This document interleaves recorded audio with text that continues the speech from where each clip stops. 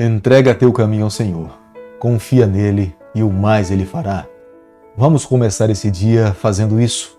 Vamos entregar a nossa vida por completo nas mãos do Criador.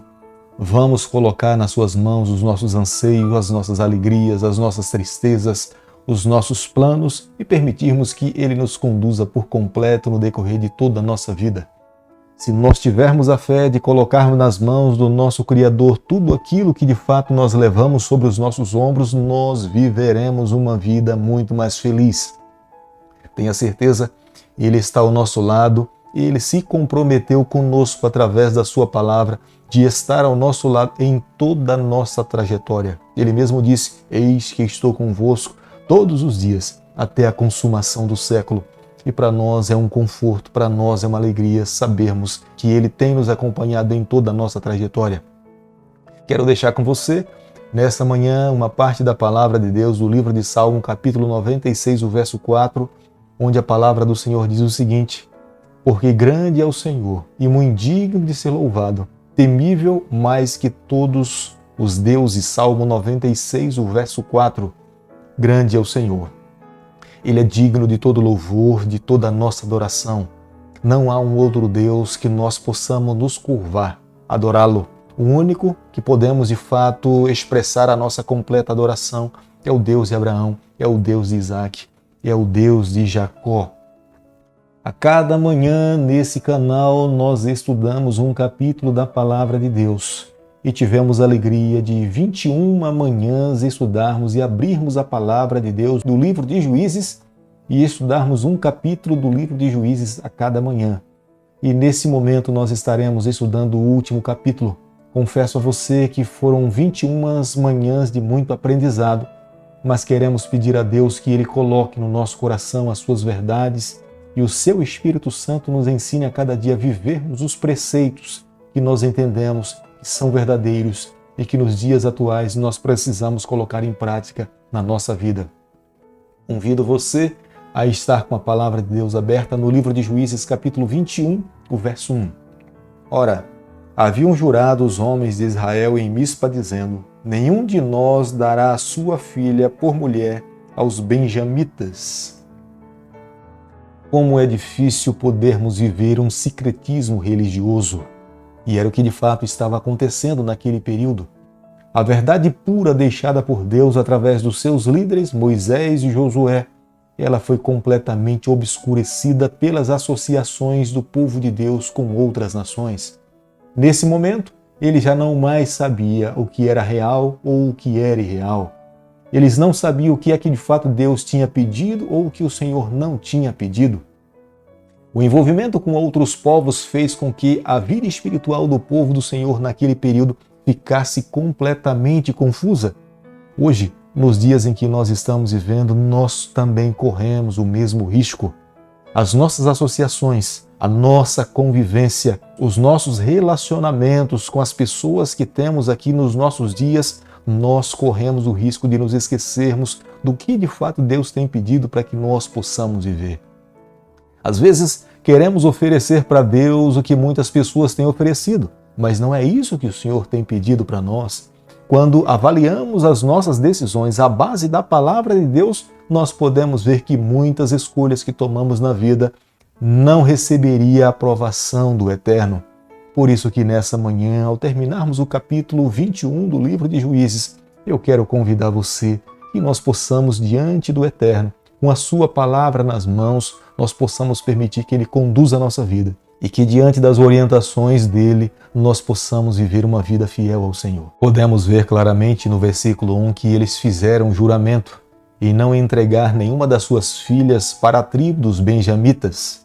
Sabemos que quando as 11 tribos foram em direção à tribo de Benjamim, eles mataram e destruíram por completo as pessoas que estavam ali.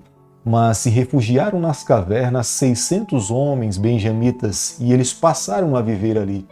Para que a sua tribo não pudesse ser extinta por completo, eles agora sabiam da necessidade daqueles homens formar um novo casamento para que pudesse desenvolver as suas famílias. Mas como tinham feito um juramento de não entregar as suas filhas, como é que eles agora poderiam encontrar esposas? para os homens da tribo de Benjamim. O versículo 2 do capítulo que nós estamos estudando nessa manhã, a palavra de Deus fala que houve um momento de muito choro. É como se tivesse acontecido um arrependimento. Como seria fantástico se o arrependimento viesse antes de praticarmos os nossos erros. Mas infelizmente nós choramos geralmente depois de termos feito o que nós não deveríamos fazer. E foi isso que aconteceu com as 11 tribos da nação de Israel. Depois de terem destruído a cidade, de terem matado as pessoas que estavam ali, apenas agora 600 homens tinham se refugiado nas cavernas. Esse foi o momento para colocar a mão na consciência e reconhecer que a atitude tinha sido desproporcional. A pergunta que nós encontramos no versículo 3 sugere que os israelitas estavam acusando a Deus da quase extinção da tribo de Benjamim, mas eles deveriam ter atentado para o momento em que eles tinham lutado contra a tribo de Benjamim, que por 2 vezes eles tentaram destruir a cidade, mas foram vencidos pela tribo de Benjamim. Mas eles estavam tão envolvidos no ódio, no rancor, na vingança, que essas 2 derrotas não lhes levaram a entender que era Deus que queria que eles agissem de uma forma mais branda. Mas o sentimento de vingança era tamanho que as 2 derrotas não causou nenhum efeito na batalha contra a tribo de Benjamim. Todas as 12 tribos de Israel sabiam da responsabilidade que eles tinham de lutar contra um povo quando se tinha uma batalha. Nenhuma tribo poderia se esquivar da responsabilidade de lutar e defender os seus irmãos. Se porventura uma das tribos se escusasse a lutar contra um inimigo e deixar os seus irmãos sozinhos enfrentar os adversários, essa tribo era seriamente punida. Eis a razão, naquele momento em que foram convocados para lutar contra a tribo de Benjamim, nenhuma tribo se excusou. E a Bíblia usa a expressão como se fosse um só homem. 400.000 soldados estavam prontos para lutar contra a tribo de Benjamim. Jabes Gileade era uma cidade da tribo de Manassés que ficava a 15 quilômetros a oeste de Bet-Sean e a 3 quilômetros do rio Jordão. Manassés era neto de Raquel e mãe de Benjamim. Eis a razão pela qual a cidade de Jabes Gileade não concordou em lutar contra a tribo de Benjamim. Haviam laços de afinidades fortes entre a cidade de Jabes Gileade e a tribo de Benjamim. Eis a razão pela qual eles não foram lutar contra a tribo de Benjamim. Isso aconteceu antes da destruição da cidade dos benjamitas, como depois da destruição, os mesmos laços ainda continuaram sendo fortes entre esses 2 povos. Saul, como sendo o primeiro rei de Israel, foi ele que defendeu a cidade de Jabes Gileade.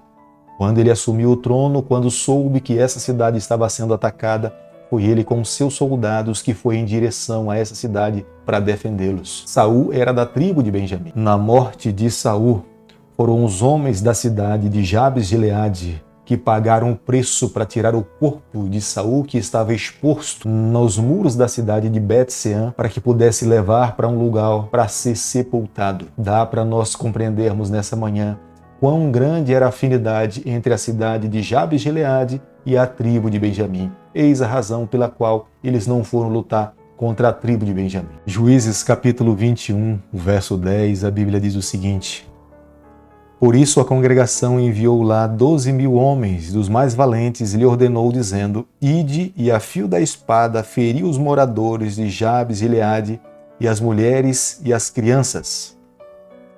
Foi uma decisão tomada pelas 12 tribos de Israel para que pudesse solucionar o problema dos homens da tribo de Benjamim que estavam solteiros e tinham perdido as suas esposas e os seus filhos.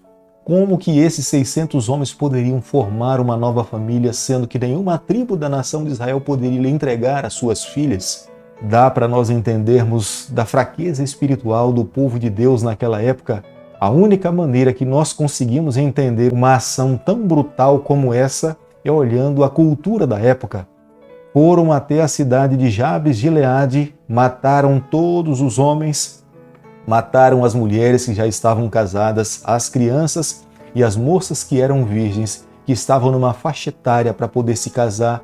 Foram levadas 400 mulheres para que se casassem com os homens da tribo de Benjamim. Quando olhamos para essa atitude do povo de Deus, nós podemos ver claramente, embora esteja registrado na Bíblia, não expressa a vontade de Deus com respeito ao trato das mulheres naquele período.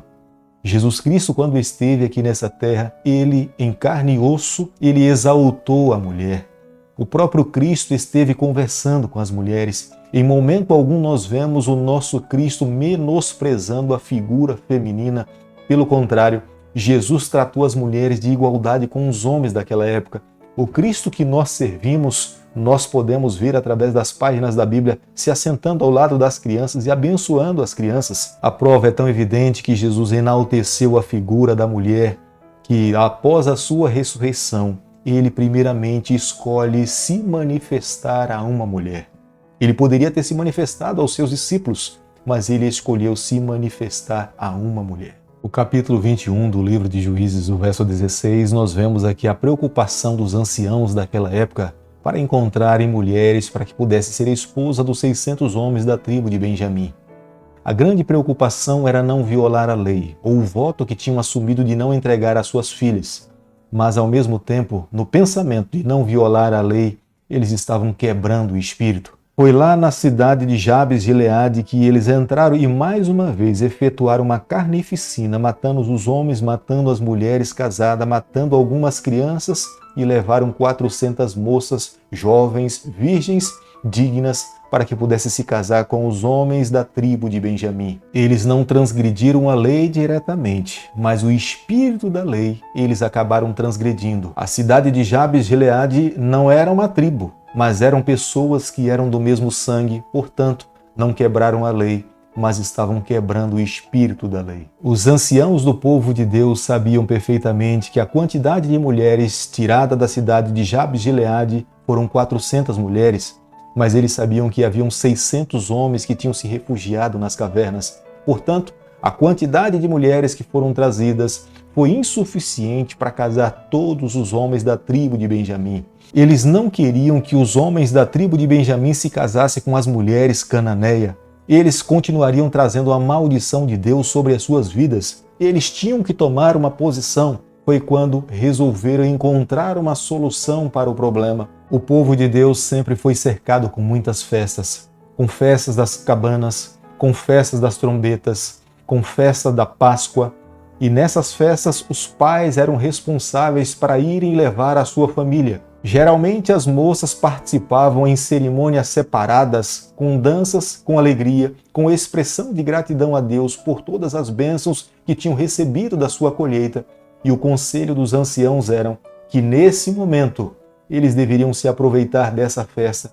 Deveriam pegar as moças, levar para a tribo de Benjamim e tomá-las como esposa para que eles não pudessem se casar com as mulheres cananeias. Geralmente, os familiares de uma moça, quando sabiam que a sua irmã ou filha tinha sido sequestrada, geralmente os irmãos tinham a autoridade de ocupar uma função no tribunal como sendo um dos juízes. Ele tinha todo o direito de advogar o cuidado e o bom trato das suas irmãs, como um pai também tinha a mesma responsabilidade. Por isso que no verso 22 os anciãos aconselharam os homens da tribo de Benjamim, falando que quando os pais e os irmãos dessas moças lhe procurassem falando o que foi que eles fizeram, eles deveriam dizer que estavam sem esposas. Se não tivessem tomado aquela atitude, não teriam esposas para poder se casar. Como é que eles poderiam manter o nome da tribo de Benjamim se não se firmasse um novo casamento? Esta seria a única saída para formar uma nova família e manter o nome da tribo de Benjamim. Querido amigo, nessa manhã, ao concluirmos o capítulo 21 do livro de Juízes, e é o último capítulo do livro de Juízes, eu e você, nós precisamos chegar a algumas conclusões nesse momento.